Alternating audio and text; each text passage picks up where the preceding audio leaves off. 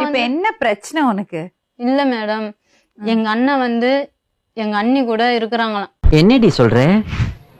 நீ என்ன சொல்ற? உங்களுக்கு 2 அண்ணன். ஆமா. பெரிய அண்ணன் இறந்துட்டாரு. ஆமா. இப்ப 2வது அண்ணன் கல்யாணம் ஆயிடுச்சா?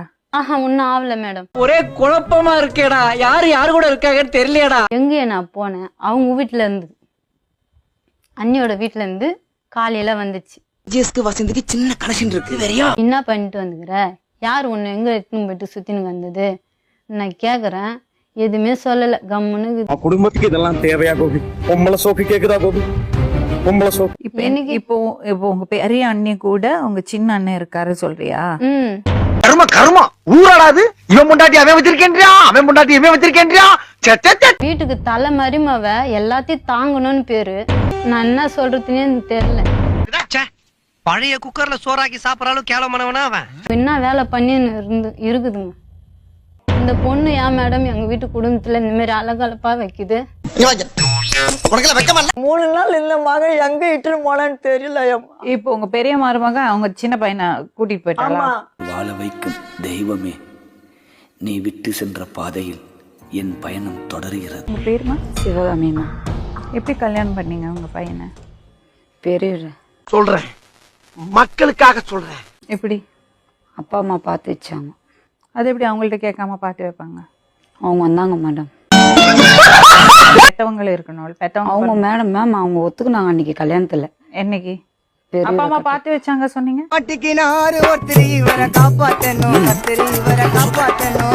உங்க அப்பா அம்மா மட்டும் இருந்தா போருமா? எங்க அப்பா அம்மா இருந்தாங்க, எங்க பேரண்ட்ஸுங்க நிறைய சொந்தக்காரங்களா இருந்தாங்க, இவங்களும் கூட இருந்தாங்க. இவங்க இல்ல, இவங்க இருந்தாங்க.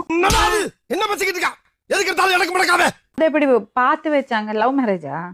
ஆமா மேம். அதே அப்புறம் என்ன பெத்தவங்க பார்த்து வச்சாங்க சொன்னீங்க? நான் வண்டியா கேட்பேன். போடா நான் ஒரு சும்மா போய் சொல்றதா? போயெல்லாம் பேச மாட்டேன் மேடம், கரெக்டா தான் பேசுனேன். எங்க வீட்டுக்காருக்கு எனக்கு மனசு ஒத்து போய் தான் கல்யாணம் பண்ணோம்.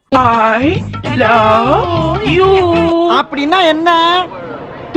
எப்படி இறந்தாரு உங்க வீட்டுக்காரர்? சண்டை மேடம், 2 பேருக்கும். என்ன சண்டை? வீட்டுல ஒரு பிரச்சனை. சொல்லு, நீதான் தைரியமான ஆளத்தை சொல்லு. நேரத்துக்கு கூட்டி அதிகமாகி விட்டுச்சு அவருக்கு. குச்சாருன்னா அவர் பிச்சை கேட்க மாட்டாரு, பயங்கரமா சண்டை போடுவாரு. இதெல்லாம் நம்புற மாதிரி அங்க இருக்குது. அம்மா வீட்டுல போயிட்டு ஒளிஞ்சு நின்றேன். அதங்கிட்ட இவர் போய் பண்ணின்னு வந்துட்டாரு மேடம். என்ன பண்ணின்னு வந்துட்டாரு? பெட்ரோல் ஊத்திக்கினாரு. நீங்க ஒளிஞ்சுக்கிட்டீங்கன்னா அவரை எதுக்கு பெட்ரோல் ஊத்திக்கணும்? வேற எந்த பிரச்சனையும் நடக்கல மேடம். நீ சொல்ற பூரா நம்பி ஏமாறதுக்கு அவனு சொங்கியும் கிடையாது, உன்னை மாதிரி மங்கியும் கிடையாது. உங்க தங்கச்சி அடிக்கல அவரை? எங்க தங்கச்சி எல்லாம் அடிக்கல மேடம். உங்க அம்மா அடிக்கல? யாரும் அடிக்கல. எங்க 3 பசங்களை கேட்டு பாருங்க. கூட அப்பப்ப போய் சொல்லிருக்கலாம், அது வரலாற்றின் பக்கங்களுக்கு வராம போயிருக்கலாம். ஆனா எனக்கு ஒரு நாக்கு ஒரு சொல். மேம் நீங்க சொல்ற, நீங்க அப்படியே நீங்க அவங்க பேச்ச நீங்க கேக்குறீங்கன்னா எனக்கு என் பேச்சு கூட நீங்க நம்பாதீங்க. வாய்க்கு வந்தபடி எல்லாம் பேசப்படாது. எதா இருந்தாலும் நியாயமா பேசலையா? அங்க இருக்கிற ஊர் ஜனத்தை கேட்டுக்கின்னு நீங்க நீங்க என்ன நடவடிக்கை எடுத்தாலும் அந்த நடவடிக்கை நான் சரணன்றேன் மேம். ஹஸ்பண்ட் இறந்து எவ்வளவு? 2 வருஷம் ஆக போகுது மேடம். இப்ப யாரு கூட இருக்கீங்க? எங்க மச்சனு கூட தான் இருக்கிறேன்.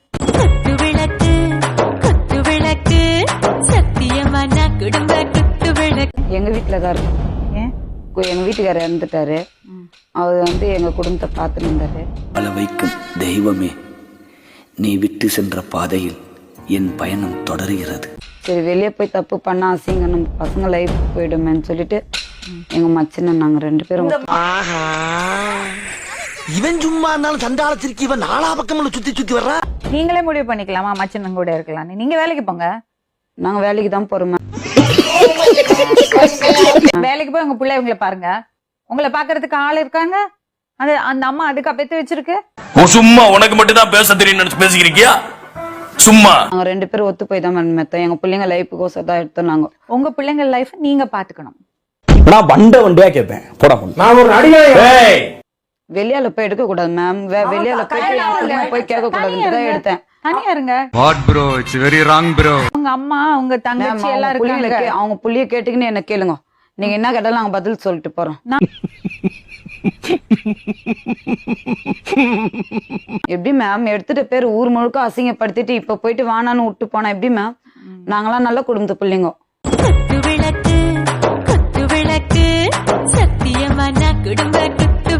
அம்மாக்கு ஒரு புள்ளைய பலி கொடுத்துட்டாங்க. இன்னும் ஒரு புள்ளதான் இருக்கான். அந்த பையனுக்கு நல்லா கல்யாணம் பண்ணோம். நாங்க தாலி கல்யாணம் வச்சுக்கிட்டு உனக்கு வெக்கமா இல்ல? கல்யாணம் பண்ணிட்டா இருந்துக்கோ சொல்லியாச்சு.